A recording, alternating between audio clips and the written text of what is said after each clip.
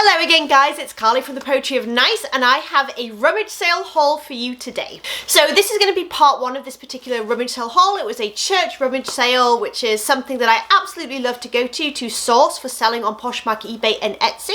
If you're new here to my channel, that's what this is all about, reselling online things that I find at rummage sales or garage sales or yard sales or even sometimes thrift stores and selling them online basically for a profit. So as I said, this is going to be part one. I'm going to show you what I got, and I don't really know what's inside. I kind of got caught up in the frenzy of a filler bag situation.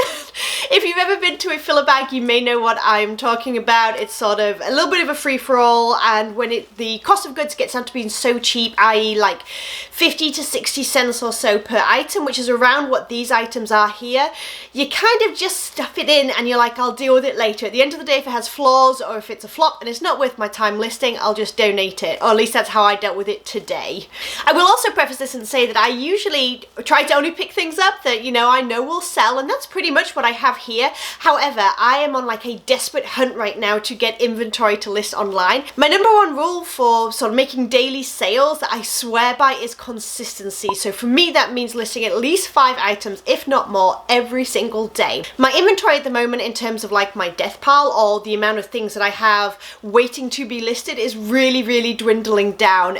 Here where I live in East Tennessee, the sort of yard sales and the garage sales and even like the rummage sales for the most part, apart from this one, they stop for winter time and, you know, late fall and then into sort of later spring is when they'll start again. So I tend to try to get a lot of things stocked up ahead of time so I don't have to spend money at thrift stores, because it is way more expensive. I don't get items there for sort of 50-60 cents. It's going to be sort of $3 to $4 and up when I go to thrift stores. So I like to keep those cost of goods as low as I possibly can, while still trying to make sure I'm listing daily and I have enough inventory to do that with. I hope that makes sense. So anyway, really long story short, that is why I have picked up as much as I possibly can. So there'll be some things in here that I would not pick up unless it was so incredibly cheap, like I just said. So please just bear that in mind. But of course, we also have a few gems, which is always super exciting. All right, so I have 3 of these bad boys. They were $10 a piece, just to stuff as much as you possibly could into the bag. And so what I'll do is I'll do like 1.5 in this part. And then what I'll do is I'll take a break, I'll have me a cup of tea, and I will come back and do part 2 and show you the rest of the stuff. There's high end, there's low end, there is funky vintage stuff. So if any of that sounds appealing to you in terms of reselling online and just seeing what all I got thrifting, stay tuned. All right, we're just gonna dig in. Like I said, I don't really know what's in here. I just kind of went for it, so bear with me. Okay, so the first piece is Brandy Melville. I actually have never sold this brand before. I've heard it talked about. I know it's usually like a one size fits all, and this is just a really cute charcoal grey knit, sort of like high neck sweater. What fabric content? It's itchy, so I wonder if it is a wool. It's a wool. I knew it was because I hate the way it feels. I'm really allergic to wool, FYI. But yeah, so a little sweater there. All right, this is a vintage piece. Correct City Blues. This is not a brand that I would go on my way for at all. It's just, I'm only getting it because of like vintage and the style. But it has a really nice folksy Western art type style to it. So it's just like a striped button-up shirt, a women's, and then it has all of this really pretty kind of folksy embroidery on it, which I think will do quite well, just purely based on style. In case you're wondering as well, my vintage items do go onto eBay, Poshmark, and onto Etsy as well, and then just my other clothing items or shoes that are not vintage will just be eBay and Poshmark, but I do cross-post everything. In fact, if you're wondering how I cross-post and how I do that efficiently with my time and things like that with each item, I will pop a video right here that I made not too long ago, just showing y'all like the process basically that I go through with each and every listing to make sure it's up on more than one platform. Alright, so this is kind of like a thick sweatshirt type material, but it's Land's End and it's an XXL. I think it's a men's because it has the 50-52 there, so I think this is a men's size. However, it would definitely work as an oversized women's. It's just kind of like a coral orange colour with that high sort of mock turtleneck there. Land's End for me is pure bread and butter. Land's End, Talbots, Sometimes Coldwater Creek, if I'm being honest. Those are the type of brands that I find absolutely everywhere here, like especially at rummage sales for dirt cheap. And although they're not super exciting to list, it's not very glamorous or sexy, I have to say, but they do sell for me really regularly and just for a good sort of steady, consistent turn of profit. So that will probably go up about 25, and I would expect to make about 18 to 20 before fees and things like that came out of it. But when you're only paying sort of 50-60 cents for it, that's not too bad. Alright, next is Coldwater Creek. I grabbed this because it is a plus size. It is a W20, just size plus size 20. And it's a very pretty blue, like a floral rose sort of, I guess it's like, it's embroidered. I would call it embroidered jacket. Next is a sort of ugly Christmas sweater, if you like. We are so past that season right now because Christmas is in what, like 3 days? But I can put this away in my Christmas box, which I will already be beginning for like next year. Like as soon as we hit fall, I'll be listing all my ugly Christmas sweaters that I'll collect throughout the year. And so I guess it's beginning already. So I don't know anything about the brand necessarily, but it's just a cardigan and it has like ice skates and the snowman family and different kinds of winter hats and all that kind of stuff. So I expect that will probably go for about 20 next year. Okay, there is no way I could ever leave this behind. If you watch my channel for any length of time whatsoever, you'll know that I absolutely love to sell weird vintage stuff, especially clothing. It's just so appealing to me. I love rescuing it and finding the exact person that loves it too. Danny Colby, I know nothing about the brand. I don't think it matters one bit. Vintage brands just don't really matter to me that much. It's more to do with the styles. Made in Taiwan. Look at this bad boy. Oh my goodness. So it is like a sort of puffer windbreaker, purple and black, and then it has like a checkerboard and stripes. Instead of color blocking, it's like color print. Oh my days. I think it's so cool. I'll probably put in the keywords. I'll definitely have like 80s, 90s in there, and I'll probably put in the keywords like ski jacket and stuff, just because it is quilted. It's definitely thicker, more appropriate for that. I just think it's really awesome. And there's no way I could leave it behind, and the condition is really good as well. I'll also mention as well that if you're wondering how I do come up with keywords for some of the items that I list, and you're new to this and you're sort of wondering how to construct a title, right here I'm going to pop a video as well where I talk a bit more about keywords, and hopefully that can help someone out. Alright, we have Airy, so nothing particularly exciting there, just a mall brand. It's size small, but it's just like a little cropped navy blue and white sweater. Very, very simple. Maybe squeeze $12 out of that. So another piece for the Christmas box. This is not a brand I would usually pick up. It's all to do with the print and the style. So, and the size. It's an XXL, so it's a good size. Size 20 it says here. White stag. Again, I would not go out of my way to pick this up. However, it's a mock turtleneck, like a high neck, which always does really, really well for me. Like Land's End is one of those pieces where I sell those all day long with the higher necks, and the print is adorable. It's like little Christmas trees and little Christmas cabins. I just think that the size and the print overshadow the brand. Again, it's probably only going to be like $14 or so, but when you're only paying 50 cents, that's not too bad, and I do think this will do well even if it is next year. Okay, these were new to me. In fact, somebody had picked them up, and you can probably imagine what I thought they were to begin with. I thought that they were going to be Dansko. They're not, spoiler.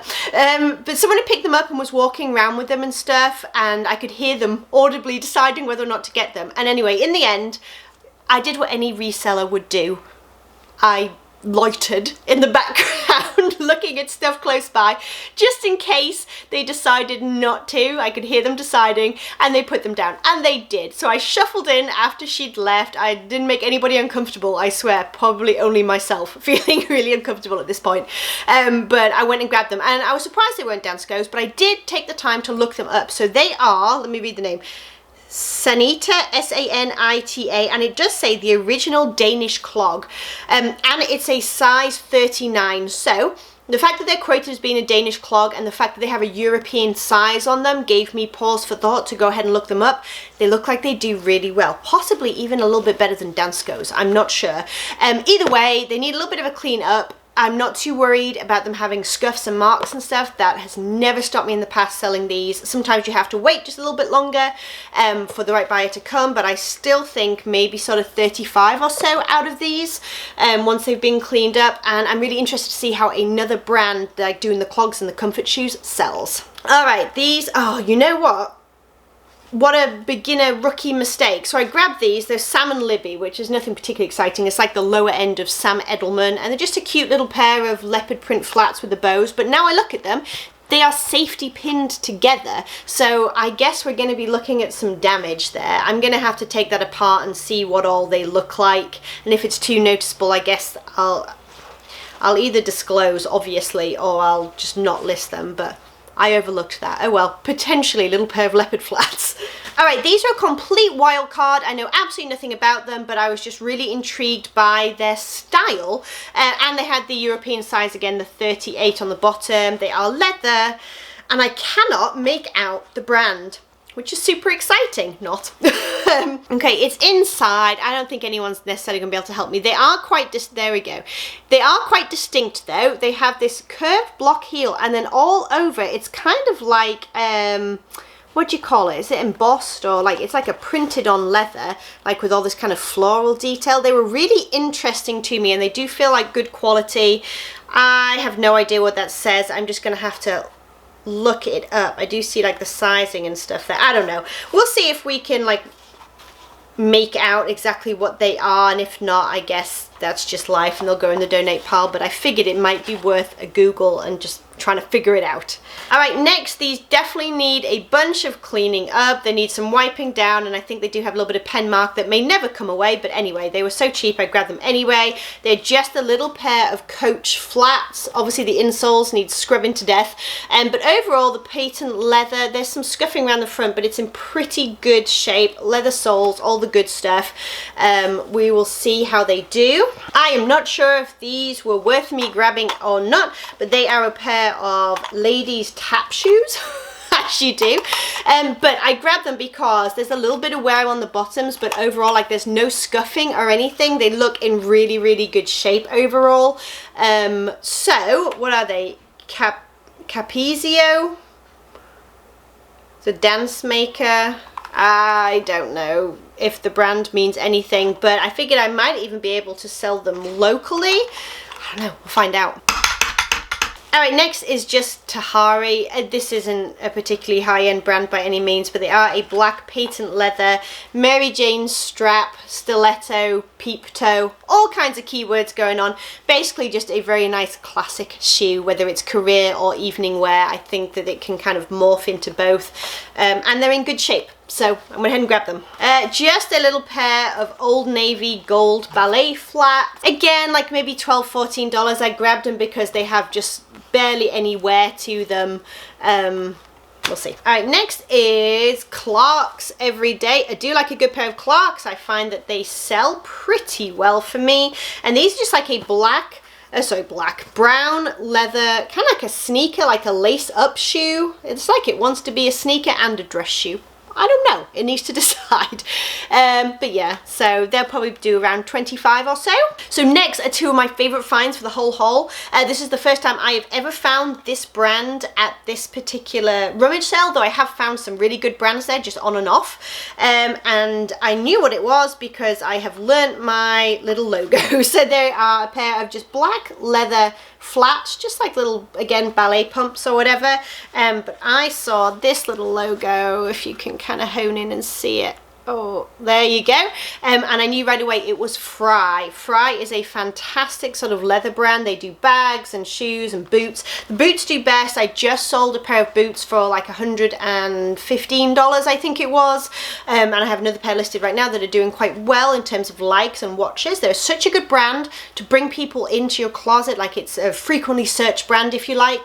Now there's a few like scuffs and there's some wear to the bottom and things like that, but I still think I might squeeze like 25 out of these. And then lo and behold, there was another pair next to them. Don't you just love it when that happens? I obviously went through every single shoe that was around after that, but this is all I could find. But again, Frye, and these are just like a little buckle up leather sandal. It's not really a gladiator sandal, it's just kind of like a strappy sandal, and then there's the little logo on the back as well. But absolutely a fantastic find for 50 cents. Like, you cannot go wrong. Again, there's some wear on the bottoms and things like that, off on the soles, I should say, the insoles, but I still think 20 to 25.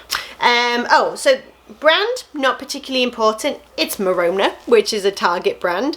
However, I grabbed it because of the fabric content and the style. It's an extra large and it is a wool mohair blend. And it's like a super cozy, fluffy, hot pink sweater.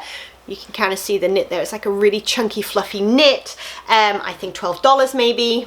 Coldwater Creek, size medium, nothing particularly exciting, just a sort of bright orange cardigan, but it does have a very nice sort of stitch detail around the edge there, and so I'll probably highlight that in my thumbnail, like do a picture of this on my mannequin and then just do like a collage, so there's two photos together, and then I'll just highlight that stitch detail there that I think will really sell the piece. All right, we have another Land's End piece. This one is a 2X. This is a women's.